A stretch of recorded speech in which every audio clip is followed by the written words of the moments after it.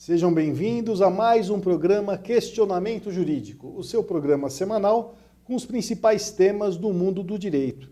Acesse o nosso site www.bcctelevision.com. Lá tem muito conteúdo interessante para você na área da política, da economia, do entretenimento. Eu tenho certeza que vocês vão gostar. E hoje eu recebo a doutora Heloína Paiva Martins aqui conosco para tratar do tema dúvidas do consumidor. Aquela dúvida que você tem sobre a comanda da balada, não é? Perdi a comanda na balada, preciso pagar ali um salário mínimo, meio salário mínimo, aqueles preços exorbitantes. Perdi, eventualmente, o meu ticket do estacionamento do carro. O que vai acontecer? Eu serei onerado com isso? Enfim, dúvidas como essa serão respondidas no dia de hoje pela doutora Heloína. Doutora, muito obrigado pela presença aqui conosco. Olá, obrigada pelo convite. Doutora, o que acontece? Muitas vezes o indivíduo sai à noite, né? Entra numa balada e tem a famosa comanda, não é? Comanda ou é um cartão de plástico, ou é uma papeleta, enfim. E a pessoa lá se diverte e ao final perdi a comanda. Perdi a comanda. Consumi, sim. Mas a perda da comanda muitas vezes implica no pagamento de um valor excessivo, muitas vezes elevado, que a pessoa não está preparada. Enfim, ela é obrigada a pagar esse valor no caso da perda da comanda, o valor que é colocado pela casa noturna, muitas vezes ali de 300, 400, 500, R$1.000, enfim. Ela é obrigada a pagar esse valor que é determinado pela casa noturna? Não. O Código do Consumidor, ele protege o consumidor contra essa cobrança excessiva, né, uma oneração excessiva. Geralmente, eles colocam valores exorbitantes mesmo. Então, perdeu a comanda, vai pagar R$300. A pessoa não iria consumir R$300. E o que acontece? O estabelecimento, ele tem que controlar as vendas. Isso é uma obrigação dele. Se ele não faz isso, ele tenta passar essa obrigação para o consumidor. E aí é por conta disso ele não quer se responsabilizar em contabilizar quantos chopes saíram, quantas porções, etc. Então, ele joga essa responsabilidade para o consumidor que, ao invés de se divertir, tem que ficar se preocupando com a sua própria comanda para não perder, etc. Ele joga essa preocupação para o consumidor já de forma propositada porque ele não precisa investir nesse controle. Exatamente. E então, o consumidor, ele não é obrigado, ele não está obrigado a efetuar esse pagamento exorbitante. Ele vai dizer o que ele consumiu, e aí entra o que nós falamos no outro programa da inversão do ônus da prova. Basta ele dizer, olha, eu consumi isso, isso e isso, e efetuar o pagamento. Ou seja, a contrapartida não pode ser, em hipótese alguma, o valor estabelecido pela perda da comanda. Olha, eu comi aqui um lanche, eu tomei 2 chopes e deu R$50, por hipótese. Cabe à casa aceitar esse valor ou aí entra a questão da inversão do ônus da prova. Ela que faça a prova de que eu consumi algo acima daquele valor. Outras coisas, exatamente. Muito bom, muito bom. E a questão dos estacionamentos. Muitas vezes você entra com o seu carro no estacionamento e ao final, na hora do pagamento, não encontra aquele ticket. Tem lá na tabela, em caso de perda do ticket, X reais. E certamente é um valor muito maior do que aquele que você deveria pagar. Como que fica equacionada essa questão? A questão acaba sendo muito parecida com a das casas noturnas, das baladas, né? O estacionamento, ele tem que compulsar quantas horas, né, o usuário do serviço manteve seu veículo naquele local. Ele é que tem essa obrigação, ele está oferecendo o serviço. Então, ele não pode passar uma obrigação que é dele para o outro. Então, se eventualmente a pessoa perder, né, o ticket do estacionamento, ele não tem que pagar a diária completa. Ah, então você perdeu, vai pagar R$100, R$50 que seja. Não. Eu cheguei aqui tal hora, estou saindo agora. Ah, nós não temos como saber. Deveria ter. Porque a obrigação é do estacionamento, né? Do estabelecimento que oferece esse serviço. Então, percebe? Na verdade, eles tentam passar para o consumidor o trabalho que é deles. E aí, se o consumidor, por uma distração, por uma fatalidade, perde um papelzinho, que muitas vezes é minúsculo, ele acaba tendo uma oneração excessiva, tendo que pagar um valor enorme por um serviço que ele sequer usou. E aí vale a mesma regra do exemplo anterior da casa noturna. Exato. Cabe ao consumidor afirmar, olha, eu fiquei aqui por um período de 2 horas, então o preço é X. E aí cabe ao estacionamento produzir a contraprova. Não, o senhor tem que pagar a mais porque não foi esse o horário determinado. Exatamente. Se ele não quiser investir, né, em alguma coisa ou em alguma maneira para verificar quanto tempo cada usuário ficou, ele vai ter que acreditar no que o consumidor disse. Por conta da inversão do ônus da prova, da facilitação que o consumidor tem de acesso à justiça. Né? Exatamente. Aproveitando o gancho ainda do estacionamento, doutora, roubo, furto em estacionamento. O indivíduo para o carro num determinado estabelecimento comercial, ali no estacionamento, e quando volta, o carro foi arrombado e ali furtaram alguns pertences. Pode ser um celular, uma roupa, enfim, algo que estava no interior do veículo.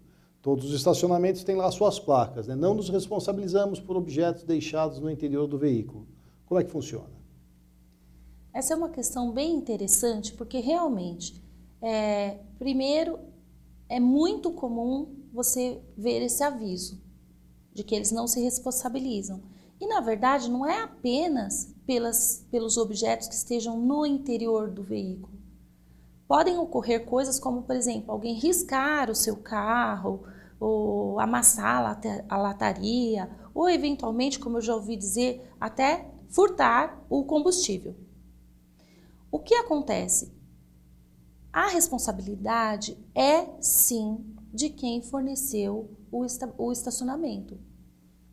Então, assim, se o comércio, para facilitar suas vendas, para seduzir o seu cliente, ele oferece esse serviço a mais, o serviço tem que ser seguro, tem que ser integral.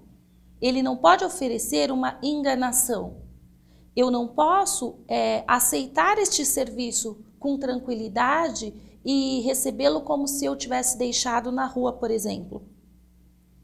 Então, essa placa mais ou menos está dizendo, olha, é como se você estivesse estacionado na rua, não é?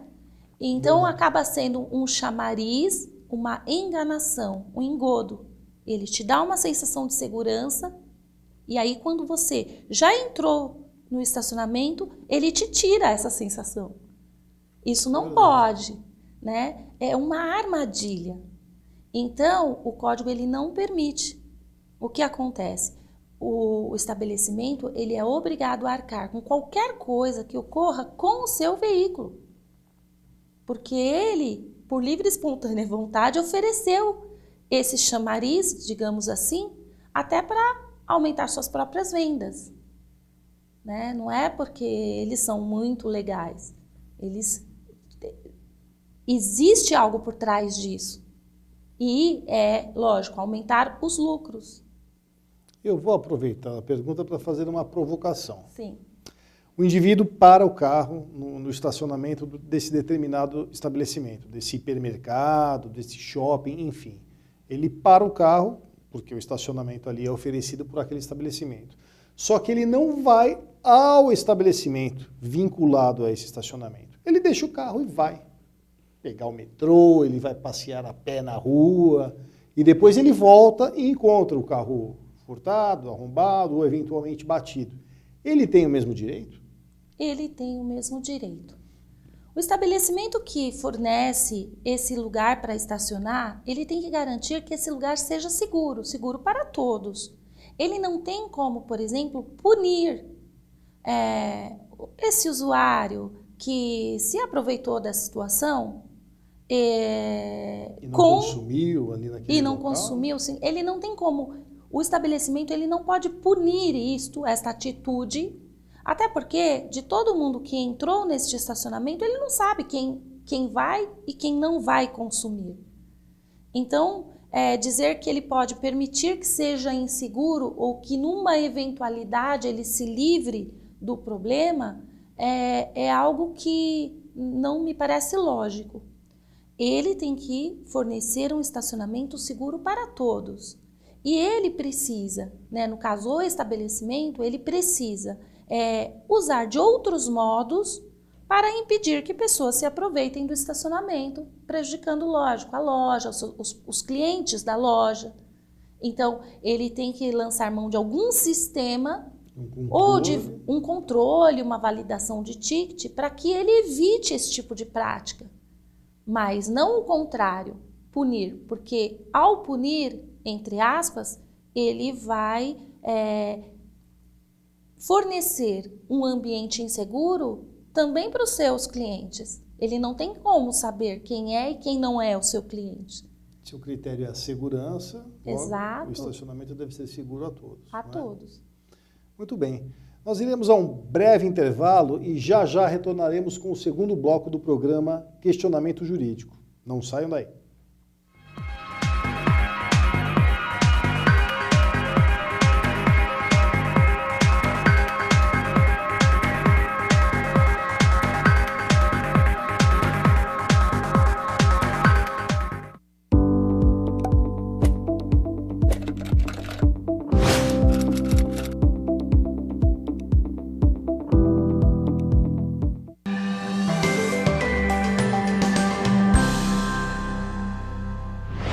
Olá, eu sou o Léo Noronha, coach de executivos, e esse é o nosso Minuto Performance. Nossa dica de hoje é sobre a produtividade no trabalho. Você está atingindo os índices de produtividade que gostaria? Se não está, algumas atitudes podem estar sabotando você. Já pensou sobre isso? Você precisa conhecer um pouco sobre si mesmo, conhecer seus hábitos e o que te prejudica a alcançar o seu objetivo. Conheça alguns dos fatores que explicam claramente como alguém pode não ser produtivo em seu local de trabalho. Primeira dica, a falta de sono. Você sabia que a falta de sono adequado faz com que seja muito difícil se manter atento? Sabia também que é importante sempre ter uma atitude positiva? Ou seja, ser feliz e se manter positivo e otimista no trabalho aumentem muito a sua produtividade. A falta de exercícios também pode te prejudicar. Ou seja, fazer um pouco de exercício físico antes de ir trabalhar diariamente ou até durante a pausa do almoço melhorem muito a sua produtividade. Entre outras mudanças de hábitos, mudanças comportamentais. Essa foi a nossa dica de hoje. Espero que você se torne cada vez mais produtivo. Até a próxima!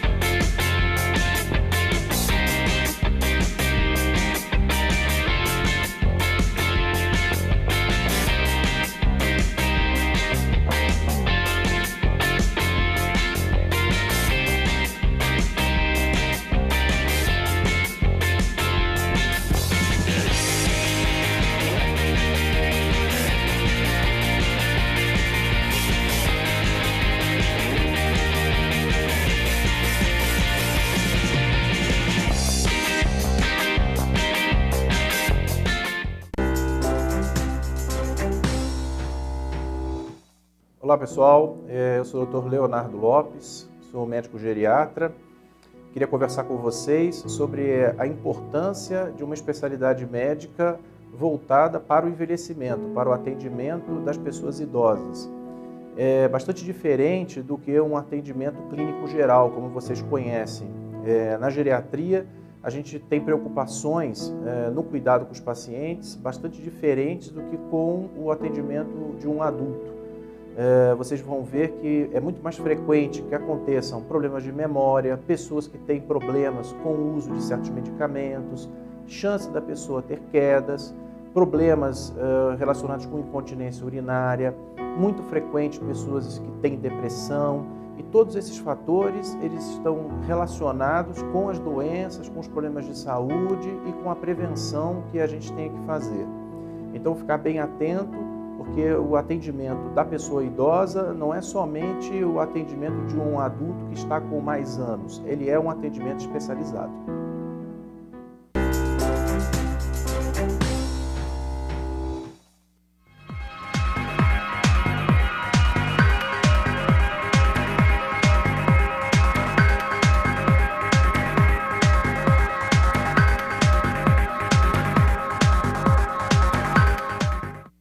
Voltamos com o segundo bloco do programa Questionamento Jurídico, hoje com a doutora Heloína Paiva Martins, que está esclarecendo as dúvidas dos consumidores.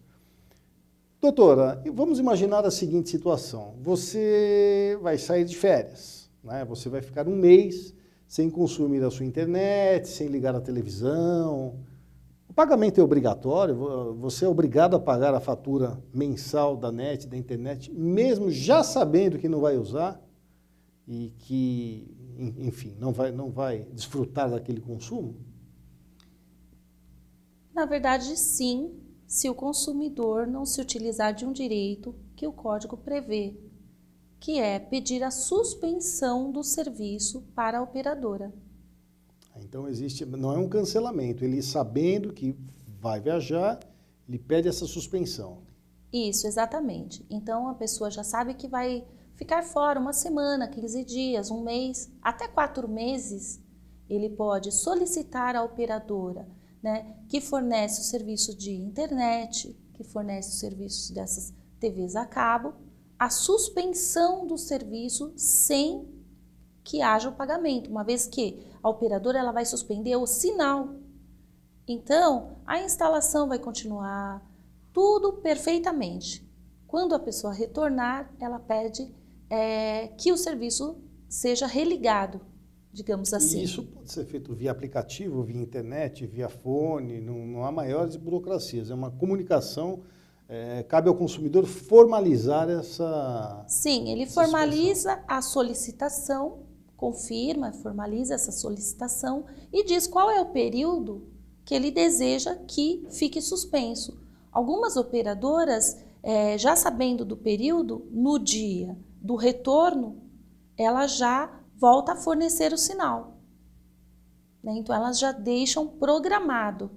Outras, você precisa ligar lá para pedir que elas retornem o sinal. Então, ele tem direito à suspensão dos serviços por esse prazo de até...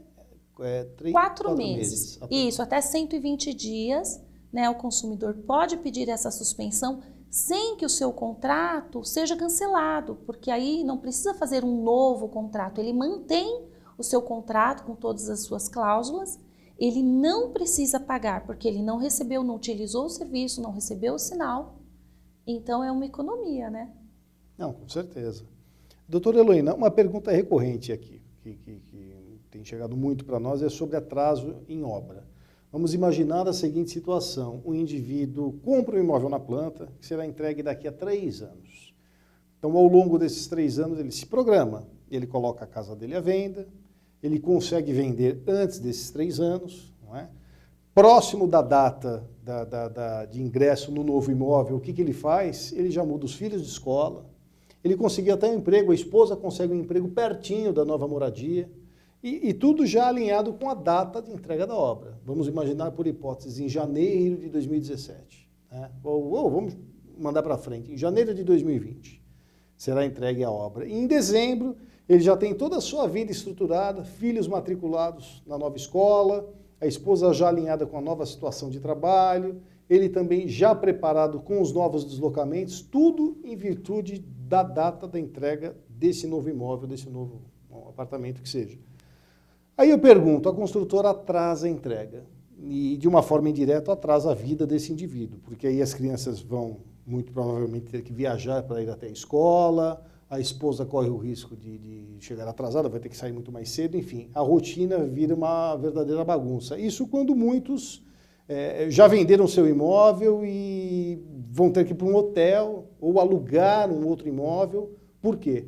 Porque o imóvel adquirido na planta não foi entregue na data determinada. Cabe alguma indenização?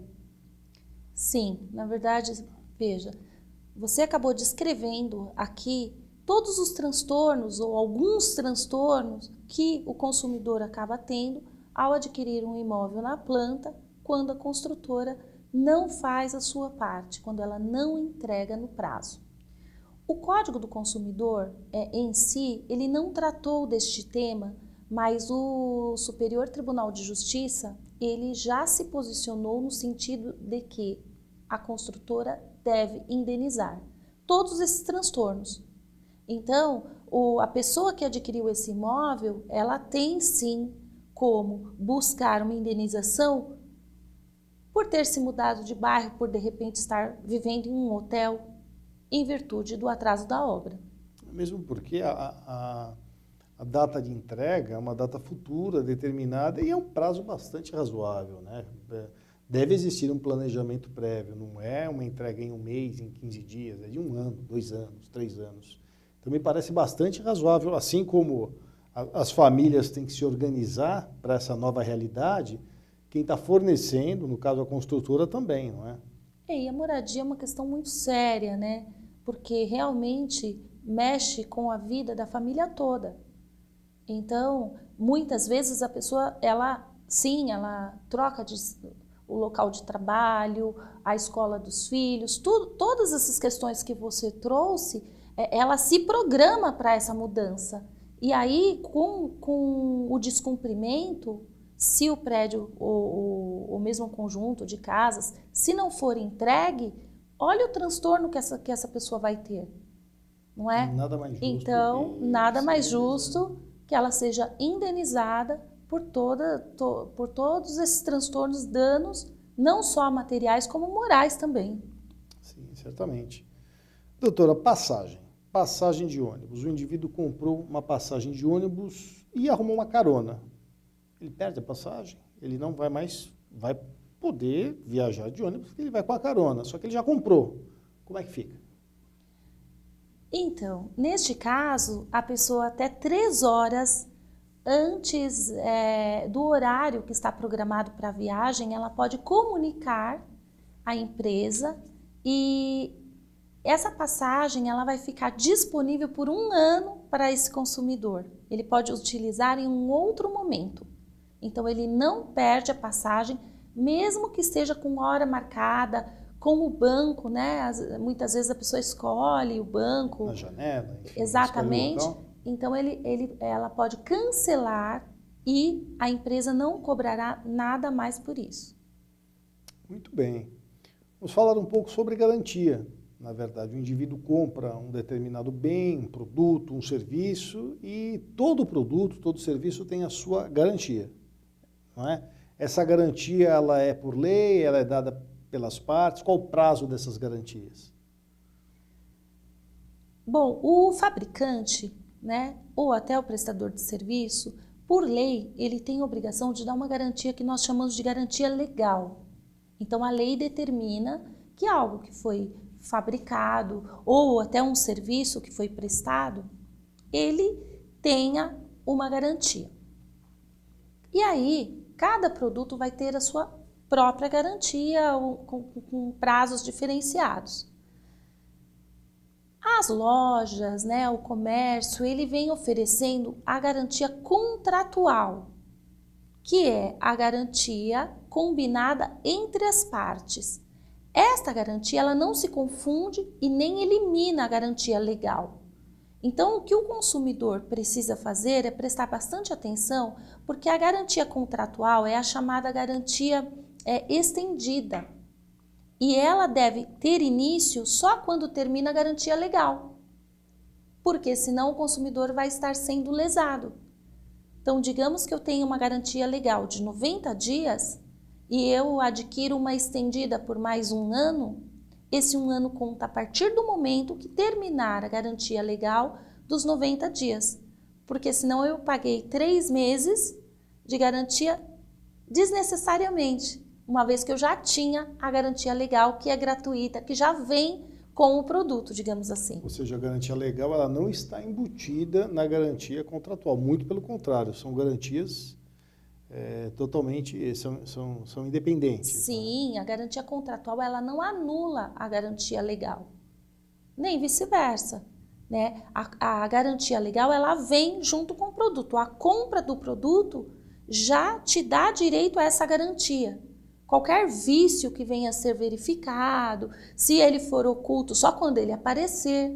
Então, assim, ela vem junto com o produto. A outra, ela é comprada pelo consumidor. E o consumidor tem que ficar atento para isso. Perfeito, comprei. A partir de quando? Se a minha garantia, por exemplo, legal for de 1 ano, a estendida começa a funcionar só quando terminar a garantia legal. Muito bem, doutora. E para finalizar, eu queria que a doutora falasse um pouco sobre a venda casada. O que é a venda casada e se ela eventualmente é permitida ou não? A garantia contratual, por exemplo, costuma ouvir com tons de venda casada, né? Muitas lojas, muitos prestadores de serviço, eles procuram, ao vender algo, embutir outros produtos e fazer parecer, inclusive para o consumidor, de que se ele não levar estes outros, ele nem pode levar o principal. Outro dia, por exemplo, eu recebi uma reclamação de uma noiva que disse que a igreja não permitia que ela contratasse outros fotógrafos ou a pessoa que fosse filmar que não o que já era cadastrado na igreja. Então, ela tinha que pagar pelo casamento, o espaço, né? E, além disso, ela estava obrigada a contratar um fotógrafo, sendo que ela havia ganhado de presente a filmagem e as fotos. Então, ela não precisava contratar. E foi um impasse, foi muito complicado para resolver. Então, você vê que é uma prática usual eles colocarem coisas à venda junto com o produto. Prática bancária, muitas vezes, você quer uma conta, um cheque especial, tem aqui um seguro de vida, um seguro disso, um seguro residência, enfim, o que é proibido. Cada serviço é independente. Sim, totalmente proibido. Por exemplo, da forma como você está me dizendo, parece até que o cheque especial, que é um produto, parece quase que ele vira um prêmio se você adquirir outro produto. Olha como eles procuram seduzir e desvirtuar o consumidor, não é? Então, assim, olha, você quer ter isso? Não, eu estou comprando isso. Cheque especial, eu estou comprando. Não é? É um produto. É um produto. Né? E aí é desvirtuado de tal maneira que parece quase um prêmio. Não é? O que não pode... O que não é permitido. E o consumidor, às vezes, ele fica tão enganado nessa coisa toda que ele nem se dá conta de que, na verdade, ele já estava comprando algo. Não, né? certamente. Ele está assinando um serviço, digamos assim. Muito bem. Infelizmente, o nosso tempo chegou ao fim. Quero imensamente agradecer a doutora Heloína pela presença aqui conosco. Obrigada. E continue a nos acompanhar nas redes sociais, www.bcctelevision.com. Tchau, até a próxima.